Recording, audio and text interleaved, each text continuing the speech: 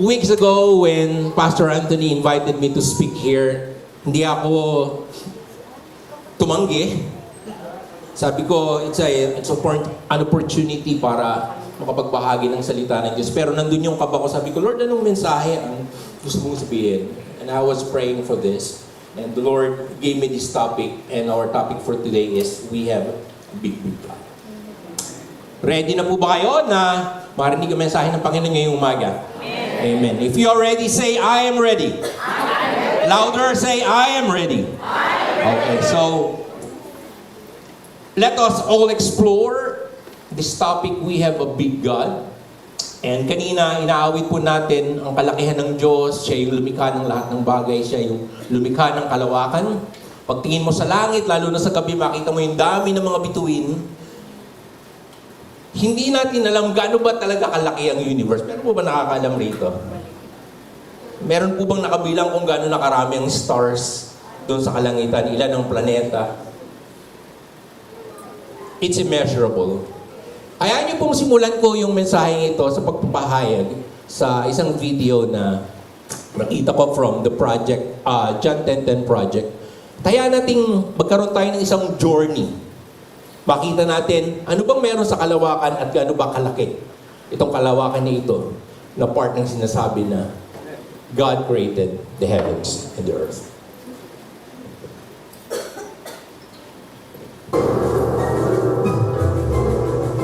This spacecraft will transport us to the edge of the observable universe, an estimated distance of 270 billion trillion miles. We'll travel at the speed of light, more than 186,000 miles per second. At that velocity, we could make at least 600 complete orbits around the Earth. In less time than it takes to eat a small bowl of popcorn, we depart on January 1st. Hurtling through space, we reach the moon in less than 1.3 seconds. Then 4.5 minutes later, we race past Mars. We continue on toward the gas giant planets, Jupiter, Saturn, Uranus, Neptune. And just 5 hours, 20 minutes after leaving Earth, we reach the dwarf planet, Pluto. Now we'll adjust our flight path for an angle nearly perpendicular to the planetary orbits. We have entered interstellar space, the great void between our solar system and the next nearest star. A year passes, then 2, 3, 4 years. Finally, on April 19th of the 5th year since our departure from Earth, we are momentarily blinded by the light of the Alpha Centauri system. 3 stars bound together by gravity. They are the closest stars to our sun. We have traveled nearly 26 trillion miles, but we're just getting started. 10 light years from Earth, 24 neighboring stars glimmer in our wake. One of them, Tau Ceti, resembles our sun. 100 light years, clouds of gas and dust in the Orion arm of the Milky Way surround us. 1,000 light years, the elegant spiral shape of our galaxy is clearly visible. Earth is located here. The Milky Way is part of a community of at least 40 galaxies drawn together by gravity to form what is known as the local group. For the rest of our journey, each point of light we see is no longer an individual star, but an entire galaxy filled with billions of stars.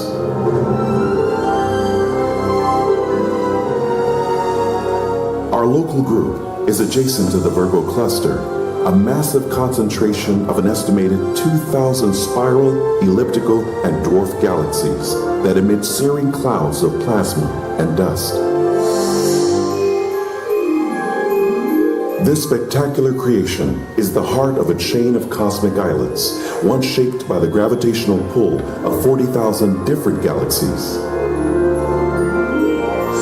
Collectively, they form the Virgo supercluster, one of the largest structures known to science. But as our view widens, this chain is quickly lost among countless formations of similar composition and size. For Virgo is a drop in a cosmic bucket that may contain as many as 10 million superclusters, each a slender thread in the large-scale construction of the observable universe.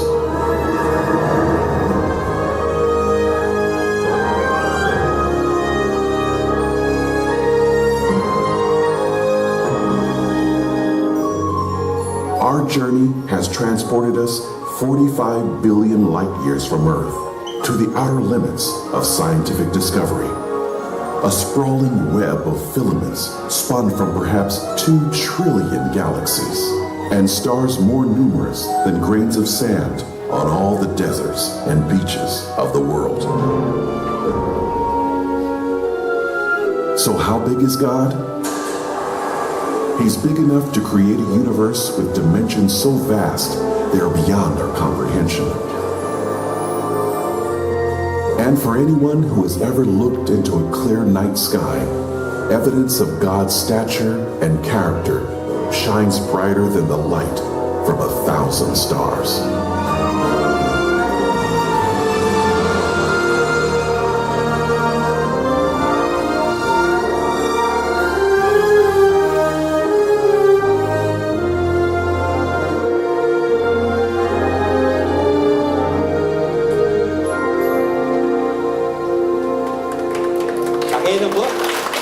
Hallelujah.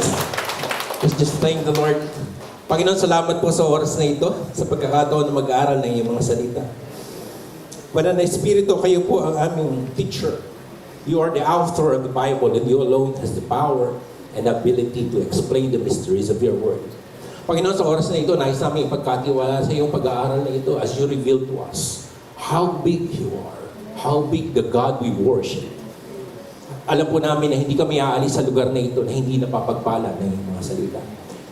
So today, Lord, this moment as we feast sa kasaganaan ng iyong mga salita, Panginoon, bilang pagkain ng aming kaluluwa, patuloy kang mangusap sa aming mga puso at isip at dalangin namin na tanging ang pangalan ng Panginoong Hesus ang mataas sa aming kalagitnaan. Father, let me be your mouthpiece today. And I pray, O Lord, na ang lahat ng lalabas sa aking mga bibig ay mga salita na nagmumula sa iyo. Father, we just want to give you back all the glory, all the honor, and the praise. In Jesus' name. Amen. Check ko lang kung bumaga ba ito. Okay. Big universe. Bigger God. Gaano ba kalaki ang universe? At sa lahat ng nakita natin kung gaano kalaki ang universe, yun pa lang po yung observable universe. Ibig sabihin, yung hindi pa observable universe, hindi pa nakikita. At dun pa lang parang, hindi na natin kaya i-contain. Pero maganda dun, no matter how big the universe, we have a bigger God. Amen. Mas malaki ang Diyos kaysa sa pinamalaki pang universe. Sabi ng Bible, Genesis 1, in the beginning, God created the heavens and the earth.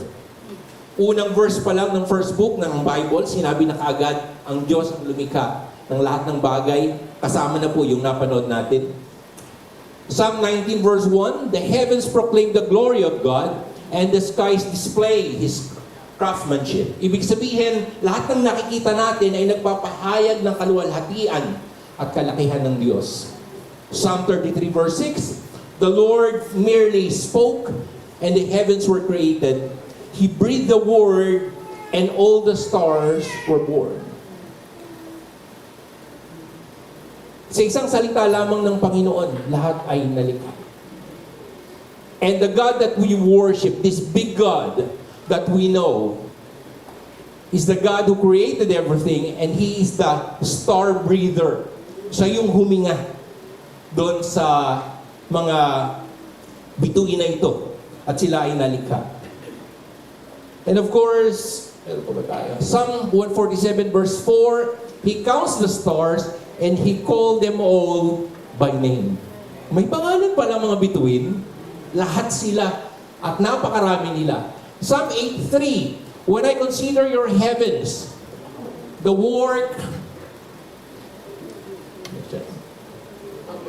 When I consider your heavens, the work of your fingers, the moon and the stars, which you have set in place. And who created all of this? Colossians 1:16-17. For by Him, and who is that? Jesus.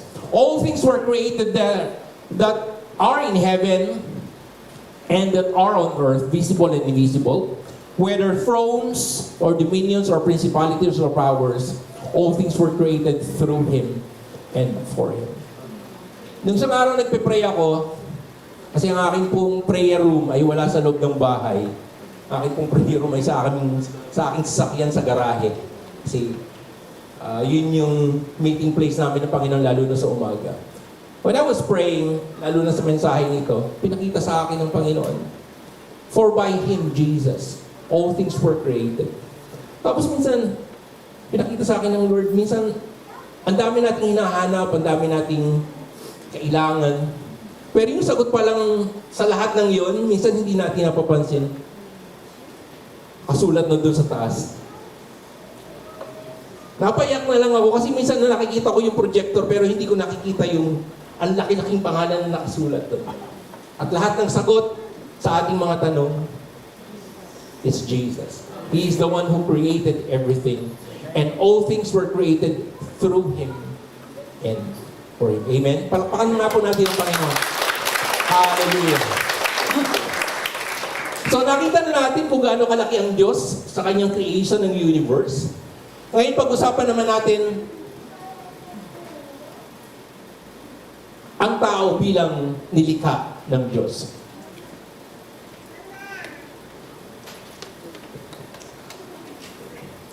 Pero bago po yun, bago ko malimutan, alam niyo mayroong isang galaxy na tawag ay Whirlpool Galaxy. Ito ay perpendicular sa Earth, kaya madaling makita ng telescope. Sabi doon, ang Whirlpool Galaxy daw po, ang tawag ay M51, which is located 31 million light years away. So, 31 million light years lang naman. Alam niyo po ba kung gaano ka layo ang isang light year? Ang isang light year ay almost 10 trillion kilometers. So, 10 trillion kilometers times 31 million, ganun kalayo yung galaxy na yan. At itong galaxy pong ito, yung Whirlpool Galaxy, is composed of about 30 billion stars. Diyan pa lang. Okay, ano? Tapos, ang NASA, National Aeronautics and Space Administration, meron silang nakuha ng picture sa gitna nung galaxy na yan. Alam niyo po yung picture na yon, nung 2005, eto ang itsura niya. NASA telescope captures the incredible image sa gitna ng galaxy na yan. It is in the form of a cross. The heavens declare the glory of God.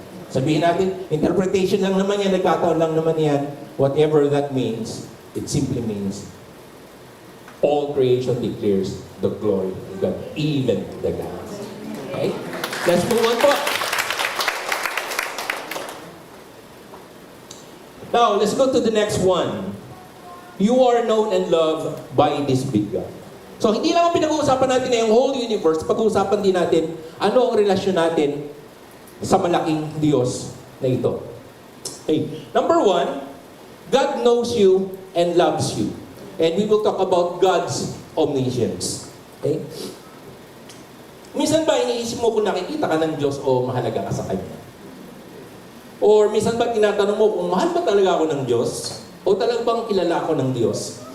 Now, sa maraming pagkakataon, may mga foreign artists na pumupunta rito. Sino rito ang fan ng K-pop? Kaya nabag na kayong tumanggi. K-pop or mga foreign artists, kapag pumupunta rito sa Pilipinas, i-interviewin or nasa concert, sabihin nila, mahal ko kayo. Palakpakan naman yung mga tao. Tama po ba? Mahal ko kayo, mahal kita. siguro naiintindihan ng iba, pero yung iba hindi naman naiintindihan ang kanilang sinasabi. Pero iniisip ko, paano mo sasabihin paano mo sasabihin na mahal mo ang napakaraming tao, minsan 1,000, minsan 100,000, minsan nga millions, no? Kung hindi mo naman sila kilala. At magandang malaman na may sumusuporta sa iyo as an artist. In fact, gumagastos nga ng malaki yung iba, bumibili pa ng mga merchandise, pumupunta sa ibang bansa para manood. No? One time yung anak ko, isa kong anak na babae, pumunta pa sa ibang bansa kasi pinanood nila si Taylor Swift nung mag-concert yata sa Singapore. And if you're an artist, ang galing sabihin na, yes, I love you in general sense. Pero, to love someone personally takes someone to know them personally. Tama po ba? Para mo masabing mahal mo isang tao, kailangan kilala mo rin siya. Para mahalin mo isang tao, kailangan mo munang makilala siya, hindi lang sa magandang bagay, kundi sa mga pangiting bagay patungkol sa kanya. I remember when we have our marriage counseling, bago kami ikasal ng aking asawang si Karen, nandito ba siya? Ang pinakamagandang babae sa aking paningin. Ayun! Nandun, sa likod. Okay? Sabi ni Pastor Gani Sison yung nag-counsel sa amin, Alex, gaano mo kakilala si Karen? Sabi ko, siguro mga 85%. Sabi niya, Karen, gaano mo kakilala si Alex? Siguro mga 75 to 80%. Pwede na. Tapos sabi niya, alam mo bang yung natitirang 15% na hindi mo siya kilala, yun ang pwedeng maging dahilan ng inyong paghihiwalay. Paano kung malaman mo pagkasal na kayo na si Alex pala'y malakas humilik? Paano kung pagkasal na kayo, si Karen pala ay ganito at ganon? So, nag-isip ako, parang ayoko nang ituloy. Bibiro lang ako, patay ako mamaya. Well, I love my wife and I love her so much. Sa 28 years ng aming marriage, I love her not only because of the things na gusto ko sa kanya. Maging yung mga pangit na bagay kasama mong minahal. Tama po ba? At makaka-relate siguro yung mga mag-asawa at may relasyon. Makikilala mo ang isang tao or mamahalin mo ang isang tao, hindi lamang dahil sa magandang bagay, kundi maging yung mga pangit na bagay sa pagkatao niya. And of course, magagawa mo lang yun kung kilala mo siya. Sabi ng Psalms 139, 1 verse 4, si David ang nagsabi nito, O Lord, you have examined my heart and you know everything about me. You know when I sit down or stand up. You know my thoughts even when I'm far, far away. You see me when I travel and even when I rest at home. You know everything I do. You know what I'm going to say even before I say it, Lord. Isa sa mga katangian ng Diyos, yung tinatawag na omniscient. Everybody say omniscient. Okay? Ang ibig sabihin po nun ay all-knowing. Okay? Sabihin natin all-knowing. Sinasabi dito ni David na alam ng Diyos ang laman at puso natin at alam niya ang lahat-lahat sa atin. Kilala ka ng Panginoon at actually isa sa mga big O, kasi tatlo yung big O ng Diyos, omniscient, omnipotent, and omnipresent God. Nalalaman niyang lahat at walang anumang nangyayaring nalingid sa kanyang kaalaman. Ang pagiging omniscient ng Diyos ay hindi lang kaalaman sa lahat ng nangyayari mula sa pinakamalaki hanggang sa pinakamaliit niyang nilikha. Kundi ikay personal din kaalaman sa lahat ng nangyayari sa buhay natin. Amen? Naniniwala po ba kayo na alam ng Diyos lahat ng nangyayari sa atin? Sabihin mo nga sa katabi mo, alam ng Diyos lahat ng nangyayari sa iyo. Alam niya lahat ng ginagawa natin. At kahit ang pinakamaliit na detalye ay hindi nalilingid sa Diyos. He discerns our thoughts from afar. God sees not only what we're thinking, but where those thoughts are coming from. Alam niya ang nangyayari mula pa ng pagkabata mo, actually mula pa sa tiyan, sa napunan ka ng nanay mo, hanggang sa nangyayari sa ngayon na nakaka-apekto sa iyo mula pa noon. Kahit hindi mo naunawa ng mga nangyayari sa buhay mo ngayon, good news. Nakakatiyak ka na alam ng Diyos ang pinagdadaanan mo, alam ng Diyos ang struggles mo, At alam ng Diyos ang lahat ng magiging dulo nito. Alam niya ang ating desires, alam niya ang ating motives, batid niya ang ating takot, batid niya ang ating pagkabigo, batid niya ang ating tagumpay, ang ating pangarap, ang ating mga plano sa buhay, maging ang ating kakapusan, ang ating kalakasan, maging lahat ng ating kahinaan. Alam niya ang pangangailangan mo. Batid niya ang ginagawa at mga salitang binibitiwan natin. At maging bago pa man natin ito sabihin at gawin. At syempre para sa ating mga anak ng Diyos, walang nangyayari sa atin by random chance. Naniniwala po ba kayo na walang aksidente sa Diyos? Absolutely nothing happened by accident. And whatever happened in our lives, we can look for God's hand na dahil alam ng Diyos, inalaw niya ito at meron siyang magandang plano. Pwede tayo magtiwala na kahit anong mangyari, di mo man ito naunawaan ngayon, may ginagawa ang Diyos at kasama mo siya sa season ng buhay mo. Sabihin mo sa katabi mo, kasama mo ang Diyos sa season ng buhay mo. Kilala ng Diyos hanggang kaliliitang detalye ng buhay natin. Maging ang dami ng buhok. Alam niyo ba, yung pati dami ng buhok, alam ng Diyos kung gaano karami. Ay pasitabi po sa walang buhok, pero bago nawala yan, alam ng Diyos kung ilan yan. Maging ang lahat ng kasalanan natin, hayag man o hindi hayag, ay nababatid niya. And He is not surprised. Minsan iisipin mo, nagulat ba ang Diyos dahil magkakasala ako bukas? No? He is not even surprised. But His grace is sufficient. Bago pa man dumating ang oras na yun. Buti na lang pinatawad at nilinis na tayo ng Diyos dahil sa tinapos na gawa ni Jesus. Amen?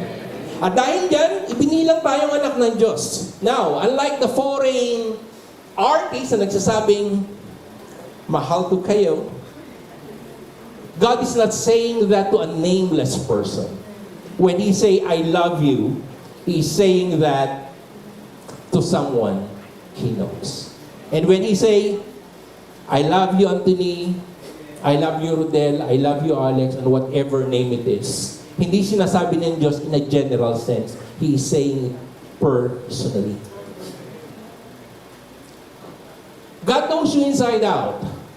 And by knowing you, He says, I love you enough to give my son to die for you.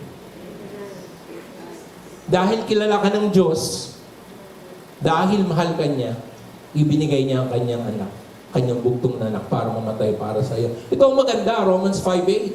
God demonstrates His love in this, yet while we were still sinners, Christ died for us. Hindi hinintay ng Diyos na maging mabuti tayo. Hindi hinintay ng Diyos na maging magaling tayo. Hindi hinintay ng Diyos na maging perpekto tayo. Otherwise, walang makakarating sa langit. Pero dahil sa pagmamahal ng Diyos, God demonstrates His love in this while we were yet still sinners. Christ died for us. Yun ang pag-ibig na hindi kayang sukatin na tanging ang Diyos ang makapag-ibig. Hey, move on po tayo. Number 2, God pursues you wherever you go. Kanina pinag-usapan natin, God knows you and loves you. Ngayon naman, God pursues you wherever you go. And He talks about the omnipresence, characteristic or attribute of God. Now, lahat tayo gusto nating makilala, magkaroon ng relasyon at mahalin ng iba. Tama po ba? Gusto niyo po bang kayo ay mahal ng asawa niyo? Gusto niyo po bang kayo mahal ng mga anak niyo? Ng mga kaibigan niyo, ng mga kakilala niyo? Subalit may mga pagkakataon na mas gusto natin na hindi obvious. O minsan gusto natin hindi tayo nakikita ng iba. O kadalasan gusto nating magtago o itago ang mga nangyayari sa buhay natin sa paningin ng iba. Ang tanong, parang nasa game show lang, pwede ba tayong magtago sa Diyos? Meron ba tayong pwedeng puntahan na hindi kayang saklawan ng presensya ng Diyos?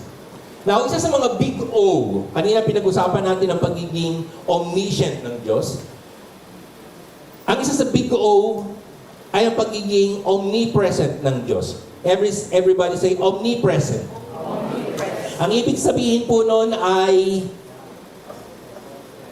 all present. Andun siya sa lahat ng dako. Now, this term means that God is capable of being everywhere at the same time. It means His divine presence encompasses the whole of the universe. Anong good news doon? Kung siya ay omnipresent, ibig sabihin, andun ang Diyos sa iyong past. Andun siya ngayon sa iyong present. At bago ka pa dumating bukas doon sa iyong future, nandun na siya. Kaya kung meron ka pinagdadaanan ngayon o problema, Lord, salamat po dahil nauna ka na doon. Lord, salamat po na bukas pag humarap ako sa panibagong problema, may solusyon ka nang ipinrovide para sa akin. Dahil alam mo lahat na nangyayari sa buhay ko. At nandun ka sa lahat ng part nun. Lord, salamat po. Dahil yung pagiging all-present niya, ibig sabihin, kasama mo ang Panginoon. Okay. Sabihin mo sa katabi mo, kasama mo ang Panginoon. God is everywhere all the time. God is not bounded by space and time. Tayo kapag nandito lang ako, wala ako dyan. Tama po ba? Hindi ka po pwedeng nandun sa isang lugar ng magkasabay. Pero ang Diyos, nandito siya, nandun din siya sa bahay mo. Kung nandun yung mga anak mo, binabantayan niya sila habang ikaw ay kasama mo. Nasusundan niyo? So, nandun sa lahat ng dako ang Diyos. Sa ating pisikal na mundo, kung ikaw ay dito ngayon, of course, wala ka dun. You can never be in two places at the same time. Pero ang Diyos, hindi lang nasa sa lahat ng dako ng mundo, maging sa kalawakan, nandun din siya. Siya nag-create eh. At nandun siya sa bawat bahagi ng human history. Wala kay Adan hanggang sa kahuli-hulihang tao na ipapanganak sa mundo. He exists there. Now, kung may pera kayo, total uso naman ngayon ng space travel, space tourism. If you were to charter a spacecraft papunta sa Pluto, pagdating mo sa Pluto, guess what? Nandun din ang Diyos. Kahit saan ko pumunta, andun siya. He is omnipresent everywhere at once. He is there before the creation. He is there in the past. And He is there in the future. Kaya nga sabi ni David, sa Psalm 139, 7-12, where can I go from your spirit? Where can I flee from your presence? If I go to the heavens, you are there. If I make my bed in the depths, you are there. If I rise on the wings of the dawn, if I settle on the far side of the sea, even there your hand will guide me. Your hand will hold me fast. If I say, surely the darkness will hide me and the light become night around me, even the darkness will not be dark to you, the night will shine like the day, for darkness is as light to you. Wow. Tanong ni David, where can I escape from God's presence? If I wanted to hide from God, where could I go? If you want to hide from God, where can you go? The answer is, nowhere. God is there in the lowest depths of the sea, sabi rito. God is there in the highest mountain peaks. Andun ang Diyos sa pinakamalalim, pinakamadilim, pinakamalungkot, at pinakamahirap man na bahagi ng buhay mo. Andun ang Diyos sa panahon at saya ng tagumpay natin. He is the God of the mountains. He is also the God of the valleys. Nasaan ka man, ano man ang pinagdadaanan mo, nandun ka man, sa tuktok ng saya, but He is also there, dun sa pinakamababang bahagi ng iyong buhay. Sabi ng, remember Psalms 23? Even though I walk in the shadow of the valley, ibig sabihin, mga lambak, the valley of death, I will fear no evil, for you are with me.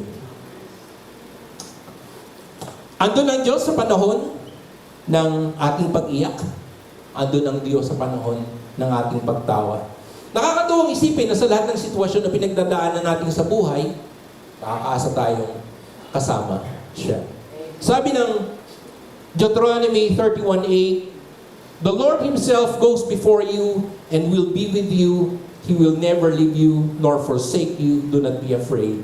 Do not be discouraged. Ang background po nito, Sa Book of Deuteronomy, si Moses, bago sila pumasok sa Promised Land, unfortunately, si Moses, hindi siya nakapasok sa Promised Land. Pero sabi niya sa mga Israelites, kasama ni si Joshua, pag pumasok na kayo sa Promised Land, makakaranas kayo ng mga pakikipaglaban, kasi maraming kaaway doon. Walang basta papayag na pumasok kayo doon, pero itong maganda. Kahit anong pagdaanan nyo, He will never leave you, He will never forsake you. And it's the same promise that we have today. Ano man ang pagdaanan natin, gano'n man karami yung kalaban na haharapin natin, it's the same promise that we have today. He will never leave you, He will never forsake you. Can you just close your eyes at sabihin mo sa sarili mo, Panginoon, salamat po na hindi mo ako iiwan, hindi mo ako pababayaan, ano man ang pagdaanan ko.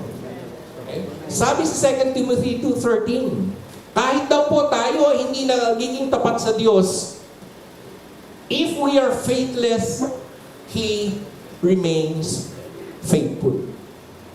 Minsan nangyayari na tayo mismo yung gumagawa ng dahilan para tayo ay mapalayo sa Panginoon. Minsan, dahil sobrang natin busy, nababawasan ng time para magbasa ng Bible. Amen po ba? Minsan, pati yung time natin na manalangin, nakakaligtaan na natin. Minsan, gigisingin ka ng Panginoon mga alas 4 ng umaga. Tapos, minsan, patutulogin mo yung alarm clock mo. Yun pala, i-snooze mo lang. Mamaya gigising ka ulit para manalangin, tapos papatay mo lang uli yung alarm clock mo. Hanggang sa hindi ka na makapag-pray. Tapos minsan, yun na lang, tuwing kakain ka na nga lang nakakapag-pray, nalilimutan pa. Or minsan, dumadating sa point na pati pagpunta sa church, kinakatamaran natin. Pero maganda ron, ano? Of course, we need to be faithful to the Lord. But if we are faithless, He remains faithful. At dahil anak ka niya, mahal ka niya, ito ang magandang balita. Ahabulin ka at aabutin ka ng Diyos pabalik sa Kanya. Because God's goodness doesn't depend on us. Alam niyo ba ang kabutihan ng Diyos hindi nakadepende sa kabutihan at kakayahan natin? Kahit napapagod ka na, hindi mapapagod ang Diyos gumawa ng mabuti sa iyo. Amen? Kahit nanghihina ka na, palalakasin ka pa rin ng Panginoon. Hindi porket dumadaan ka sa pagsubok, mabubura na ang plano ng Diyos sa buhay mo. Listen to this. Your weakness does not stop God from pursuing you. Gaano man kalaki ang problema ang kinakaharap mo ngayon, your deliverance is not based on how strong you are, but your deliverance is based on how strong your God is.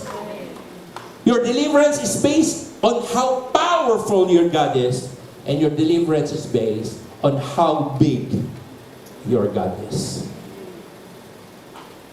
Jesus didn't come to be pursued, but He came to pursue us and return us back to God. Sabi ng Bible, the Son of Man came to seek and save the lost. Napunta siya rito para tayo ay hanapin. Tandaan niyo yung story nung tupa na napahiwalay doon sa Siyam na Putsyam. Iniwan ng pastol yung Siyam na Putsyam. Of course, hindi para pabayaan. Binilin siyempre yon. Pero talagang hinanap niya yung isa na nawawala. And it's the same for us. God is still pursuing us. Sabi nga, you can run, but you cannot hide from God. Kahit anong iwas at tago mo sa Diyos, hahabulin niya. Alam niyo mo kung bakit? Dahil mahal ka niya. Mahalaga ka sa Kanya. Bakit nga ba tayo hahabulin at hahanapin ng Diyos? Siya naman ay Diyos na makapangyarihan. Siya ay banal. Siya ay dakila. Tayo ay makasalanan o dating makasalanan. Siya ay manlilikha. Tayo ay nilikha lamang. So, anong meron? Sabi nga ng Psalm 8 verse 4, what is mankind that you are mindful of them? Human beings that you care for them. Hindi nyo ba naitanong, Lord, bakit ako? Anong meron ako para mahalin mo ng ganito?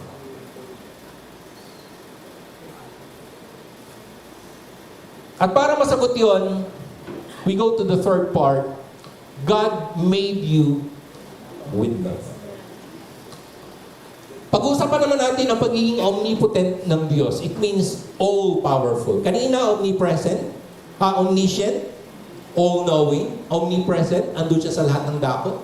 Omnipotence means God is all-powerful. This means God has supreme power and has no limitations. With God's omniscience and omnipresence, it follows that our God is infinite. If He is sovereign, which you know He is, then He must be omnipotent. He has all the power and all things at all times in all ways. Ngayon po ay tayo nagsaselebrate ng Mother's Day. Sino po mga nanay rito? Ayan. Nais nating i-recognize at i-honor at appreciate ang lahat ng nanay, lalo na ang mga godly mother. How many godly mothers do we have here? Amen. A godly mother is a woman who loves the Lord wholeheartedly and strives to reflect His character in her daily life. Ang mga nanay daw po na makadiyos ay mga nanay na, of course, hindi perfect. Pero nagsusumikap na sa kanyang pagiging mabuting ina, palakihin ang mga anak at ipakilala ang Panginoon. Madalas nating marinig ang pagiging ina ang isa sa highest calling ng isang babae. Alam niyo po sa Biblia, nagpakilala ang Diyos bilang Ama. Okay? He is called Father, Abba, or Daddy. Pero hindi naman minawalang bahala ng Bible ang mahalagang bahagi na ginagampanan ng mga nanay. Actually, God revealed His qualities and likened Himself to a mother. Sabi ng Bible, can a woman forget her nursing child, that he should have no compassion for the son of her womb? Even those may forget, yet I will not forget you. Dito po, pinapakita sa Book of Isaiah, na kung gaano kalaki yung pagmamahal ng isang nanay, yung protection na ibinibigay ng isang nanay sa kanyang anak. Ganun din po ang ginagawa ng Panginoon sa atin. So while God is our Father, He encompasses the paternal and maternal instincts that we have in raising our children. God knows ang mga puso ng mga nanay. Ang Diyos po ang lumikha sa inyo. At mahal na mahal po kayo ng Panginoon.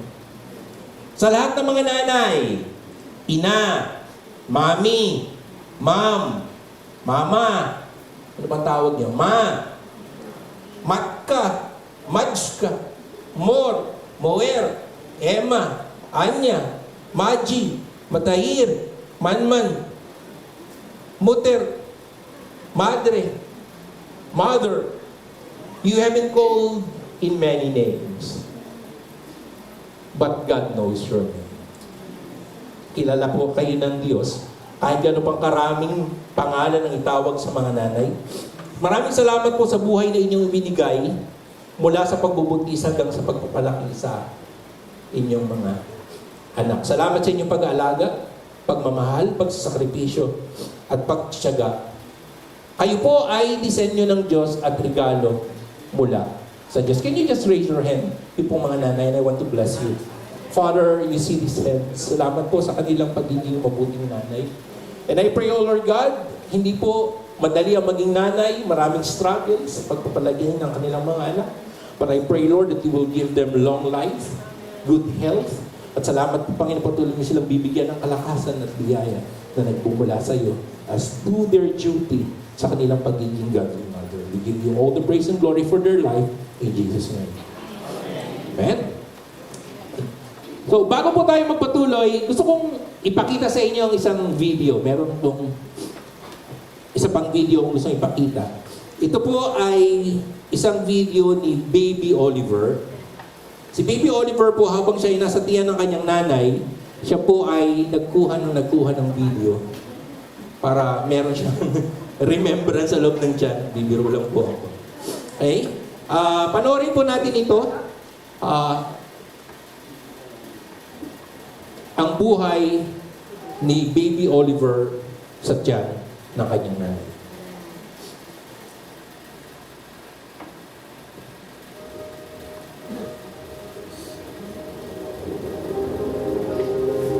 Before a new human being comes into existence, there is just one egg from the mother. And and there are tens of millions of sperm cells from the father, although only one will bond with the egg. This moment is called conception or fertilization. Each parent provides chromosomes, 23 from the father and 23 from the mother. These chromosomes contain DNA, the coding that determines male or female, the color of the eyes, the texture of the hair, and countless other traits. This is a boy named Oliver. Oliver travels down his mother's fallopian tube towards the uterus. His outer layer will dissolve, and he will implant in the nutrient-rich lining of the mother's womb. Implantation begins about 6 days after fertilization and is complete by about 12 days. Oliver's cells organize into 3 layers, each destined to build specific parts of the body.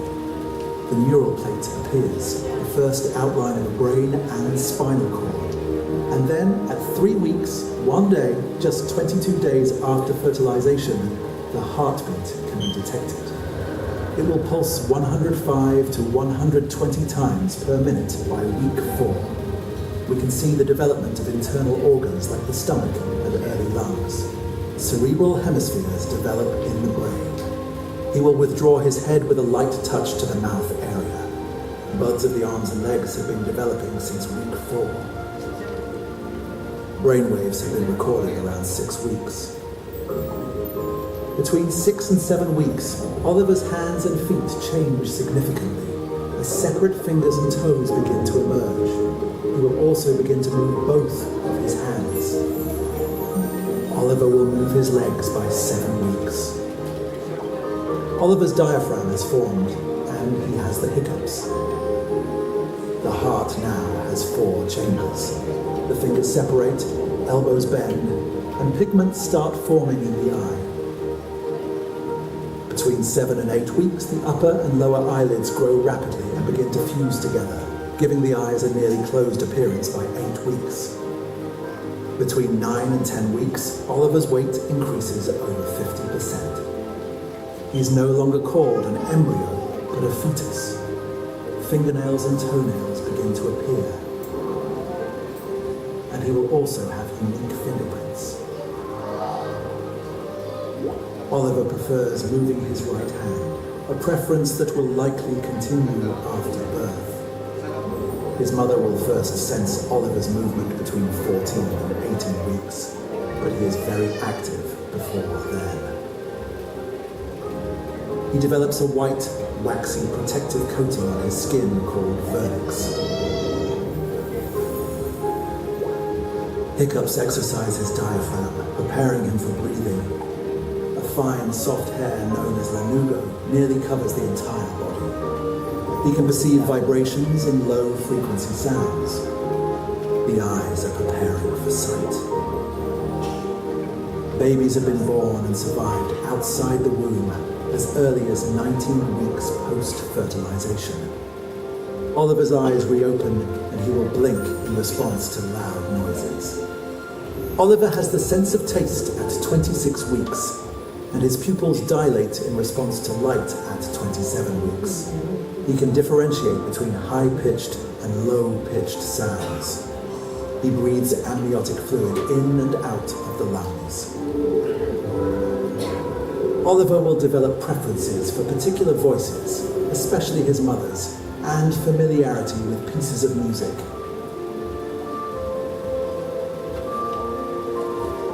Hair grows on the scalp, and the pads in the cheeks thicken to support continuous suction after birth.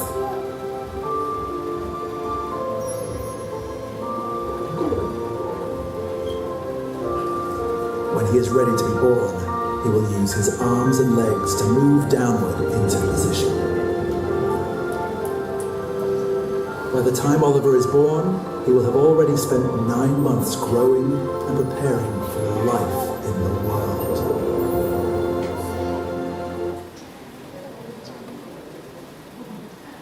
At yun po kayo nung kayo ay nasa tiyan ng nanay niyo. Nung mapanood kayo, sabi ko, kaya pala mga bata mahilig sa trampoline. Nasa tiyan pa lang talon na ng talon.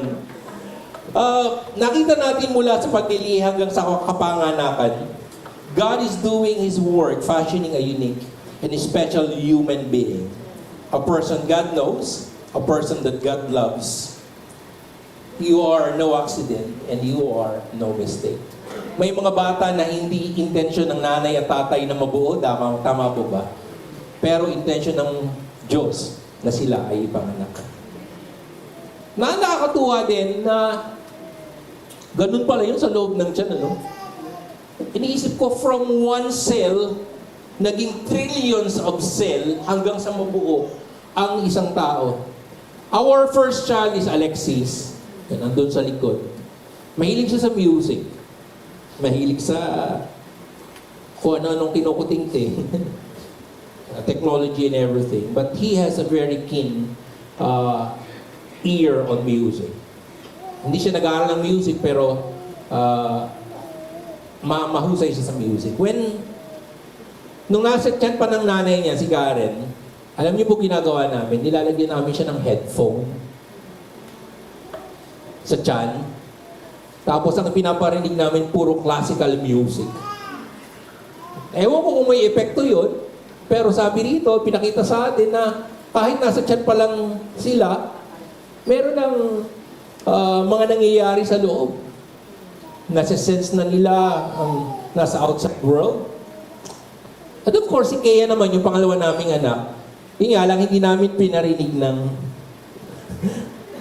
sa headphone, pero binabasahan siya ng nanay niya, ni Karen, ng Bible for Children, Bible stories.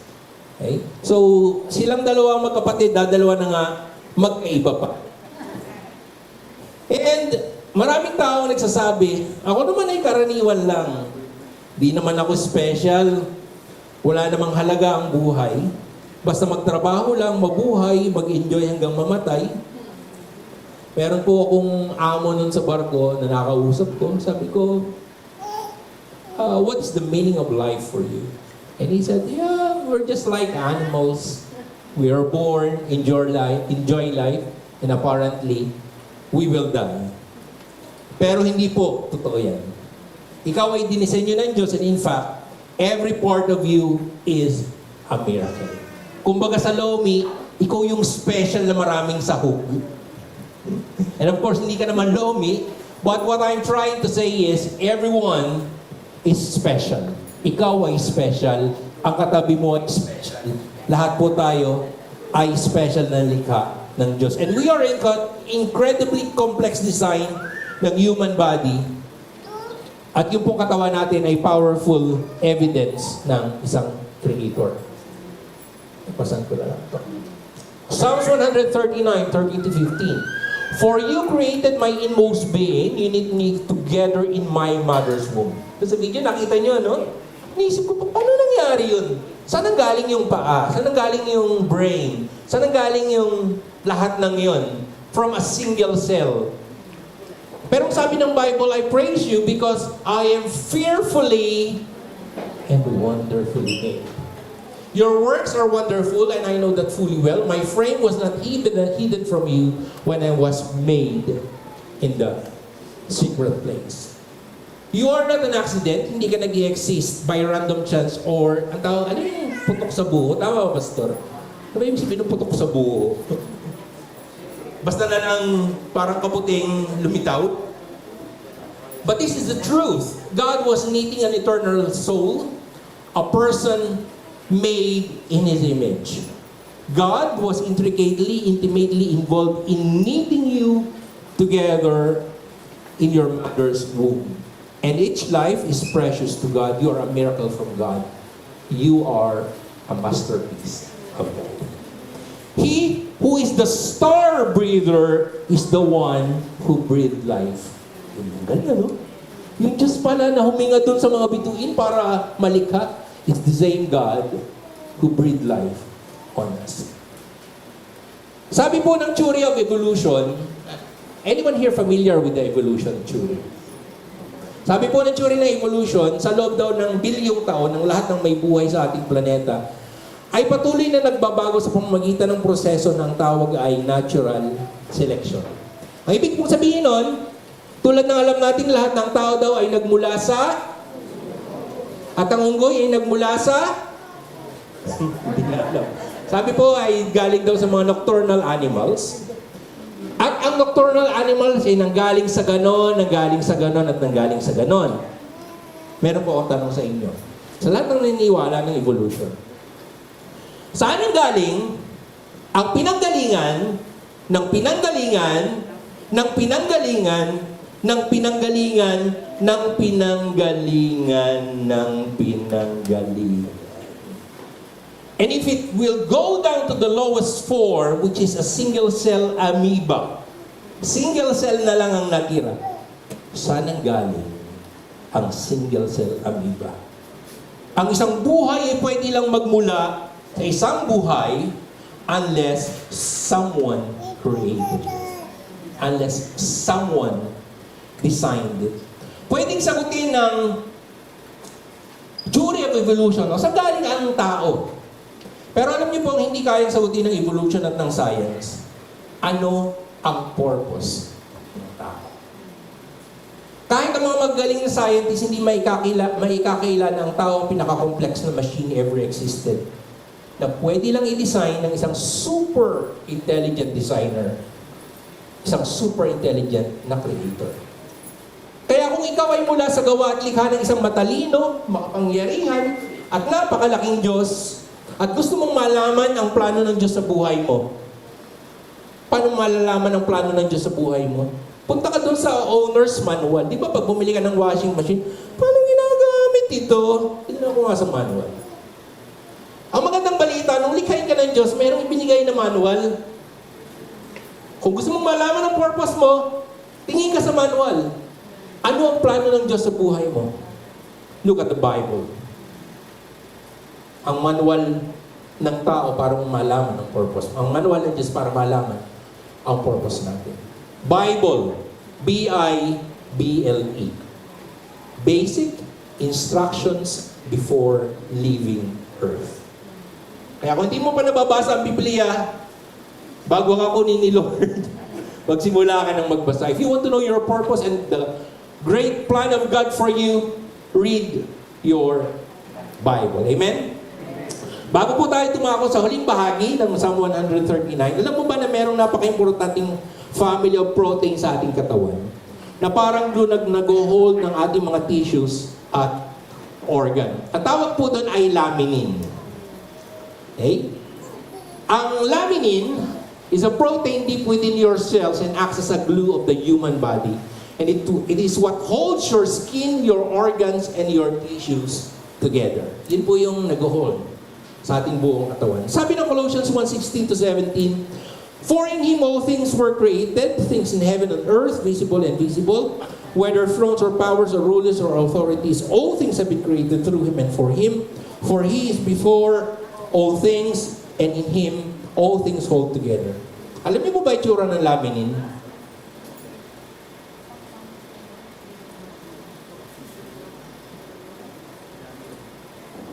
It basically looks like a cross.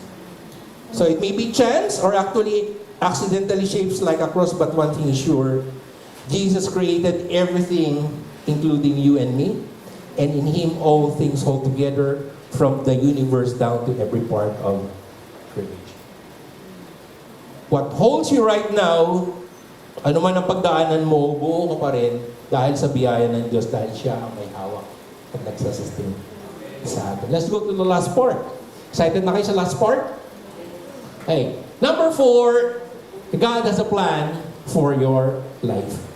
Sabi ng verse 16, "Your eyes saw my unformed body, all the days ordained for me were written in your book before one of them came to be." Ang galing, ano? Pinlano na ng Diyos ang buhay mo bago pa man ang iyong unang hinga. Ephesians 1:4, sabi doon, "For He chose us in Him before the creation of the world to be holy and blameless in His sight." He chose us. He chose you. Bago pa man tayo likhain, pinili na tayo ng Diyos.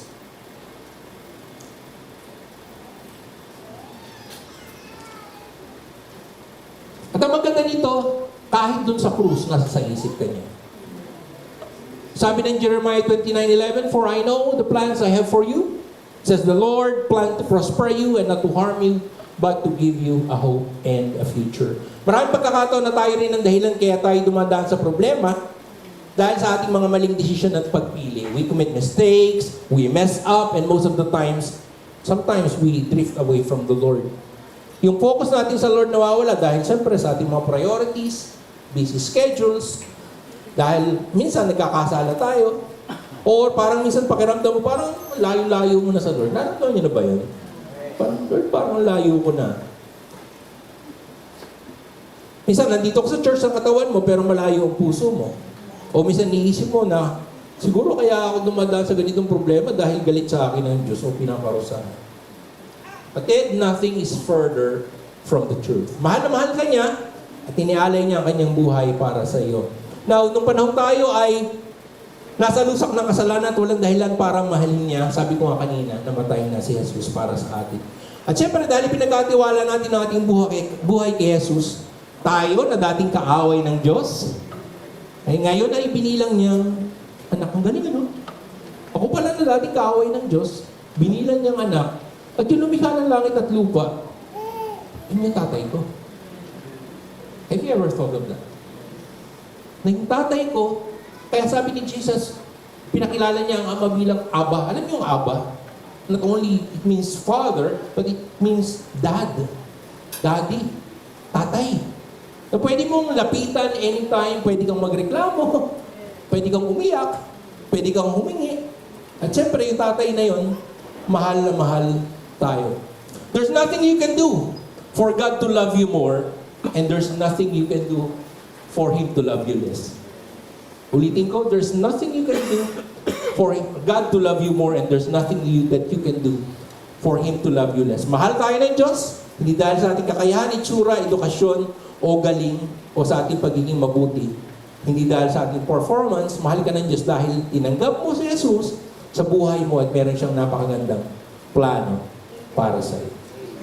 Romans 8:28, sabi doon, but God, and we know that God causes everything to work together for the good of those who love God and are called according to His purpose for them. Pero po ba rito mga marunong mag-bake ng cake? Yung asawa ko nagluluto yan. Pero meron po ba rito mahilig sa cake? Sino dito may gusto ng cake? Yan na lang. Yan. Okay. Paano binibake ang cake? Ano mga ingredients? Come on. Harina. Itlog. Milk. Ano pa? Oil. Isang sakong masukal. Ano pa? Butter. Okay. Meron po ba dito kumakain ng hilaw na butter? Meron po ba dito kumakain ng harina? May kumakain ba rito ng hilaw na itlog? O yung cooking oil, iniinom niyo ba yun? Ayaw natin, di po ba? Pero gusto natin ng cake. Sarap ang cake. We know that God causes everything to work together for the good of those who love God and are called according to His purpose for them. May mga bagay tayo hindi naunawaan sa buhay natin. Minsan na nakikita natin, yung mga hindi masasarap na lasa na parte nun. But little did we know that this great God is cooking something great for your life. Na lahat na nangyayari pala sa buhay natin ay pag pinagtatagni-tagni ng Diyos dahil meron siyang magandang plano sa buhay mo. Kapatid ko naman ang pinagdadaanan mo ngayon, God causes everything to work together for the good of those who love God. Sino po dito ang nagmamahal sa Panginoon? Definitely, may ginagawa ang Diyos sa buhay mo. Okay, huwag kang susuko. Huwag kang titigil. Just keep on trusting God and just keep on worshiping God. Now we go to the conclusion. We serve a big God.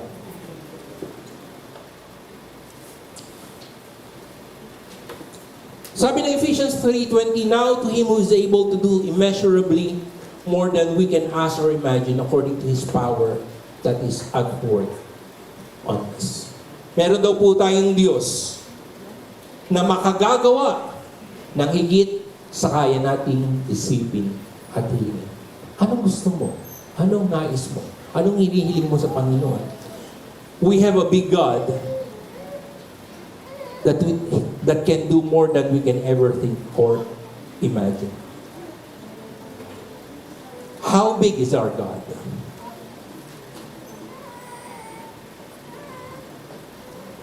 He is the creator of the heavens and the earth. He is the one sustaining everything. He is the beginning and the end. No one compares to Him. His thoughts are far from our thoughts, and His ways are far from our ways. Mas malaki siya kaysa sa higanting pwede mong kaharapin. And He is fighting for your battles and already given you the victory. He is bigger than anything you could pray for. He is bigger than your fears. He is bigger than your anger, your trials, and even your failures. His forgiveness has no bounds. His love for us does not diminish when we are weak and sinful. Ang kanyang pag-ibig ay constant. Ang kanyang pag-ibig ay hindi nakabase sa ating performance. Ang kanyang pag-ibig ay nakabase sa kanyang biyaya. Ano po ang biyaya? Ang grace, it is the undeserved favor from God. Minsan, hinihingi natin sa Panginoon, Lord, gusto ko po nito, kailangan ko po nito. At nagpapasalamat tayo kapag nakapta natin yun. Pero minsan ba, pinagpasalamat mo yung mga bagay na hindi nawala sa'yo? Minsan ba, pinagpasalamat mo sa Panginoon, Lord, salamat po dahil buhay ako. Salamat po na malakas ako. Salamat po na kahit dumadaan ako sa anumang pagsubok, nananatili pa rin akong nakatayo dahil sa biyaya. Mga kapatid, we have a big God.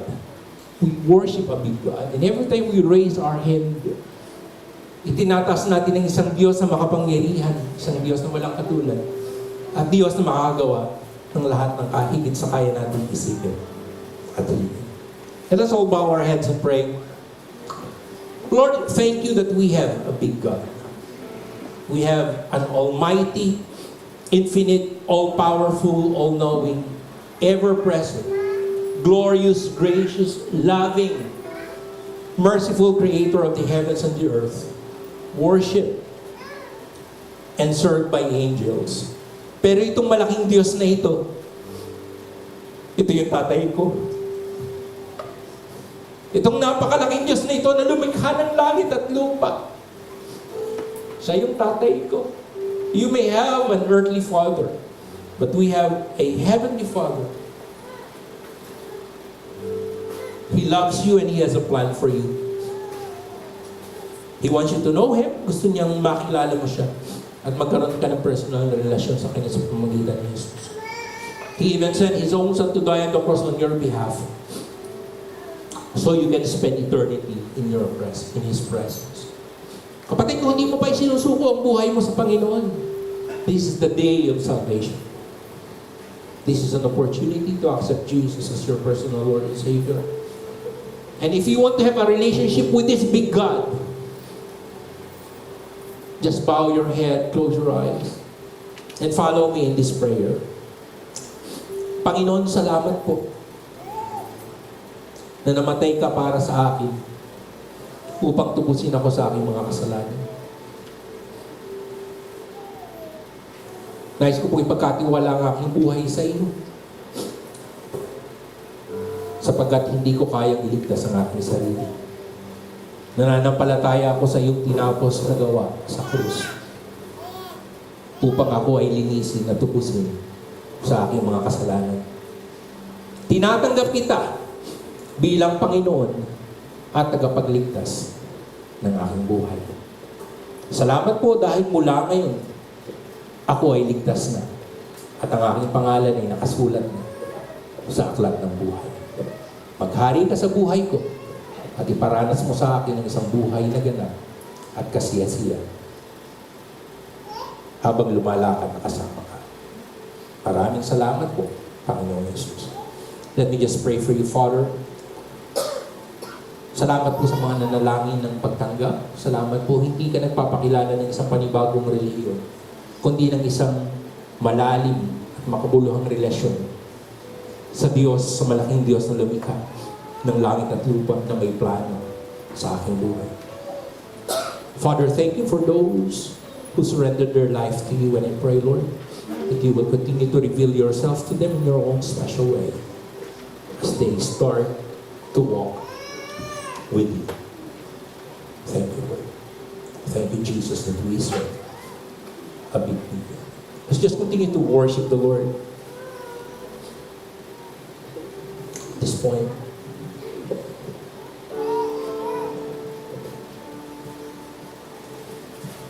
What a beautiful name it is. let's just worship the Lord. What a beautiful name it is.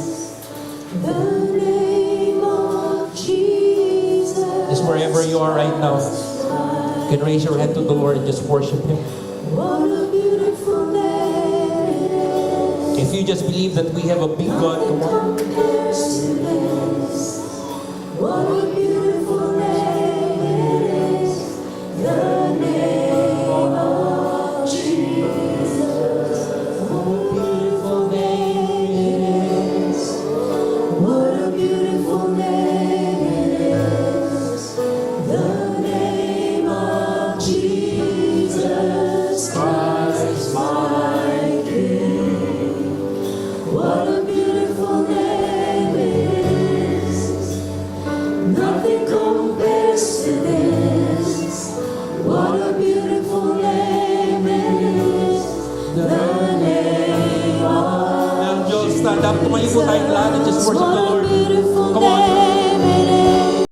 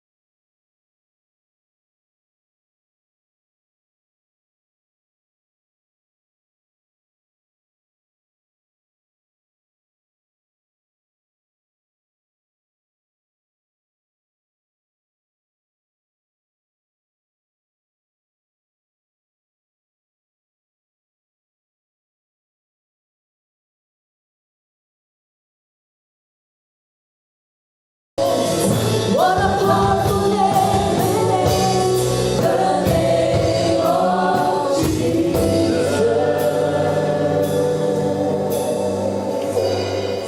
Manatili ang mga nakapikit ang iyong mga mata. Kapatid, kung dumadaan ka sa pagsubok, karamdaman, matinding pangangailangan, pagkailipin sa kasalanan, tumanay bisyo, kung dumadaan ka sa mabigat na financial problem, problema sa marriage, problema sa trabaho, sa pag-aaral, sa negosyo, kung natatakot ka sa mangyayari bukas o sa hinaharap, kung may sinabi ang Diyos na, kung may sinabi ang doktor na matinding karamdaman, o pakiramdam mo na mawawalan ka na ng pag-asa dahil sa sitwasyon mo ngayon, alalahanin mo na malaki ang Diyos. We worship and serve a big God in His name of Jesus. The name above every name. He has no rival. He has no equal. Every knee bows to Him. At kahit anumang problema, anumang sakit, they will bow in your name. At walang mahirap sa ating Panginoon, kaya niyang gumawa ng himala para sa iyo.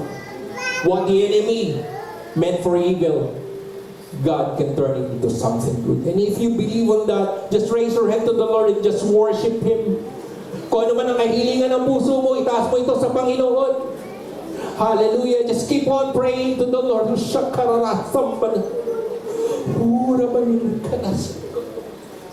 Panginoon, naririnig mo po ang panalangin ng iyong mga anak.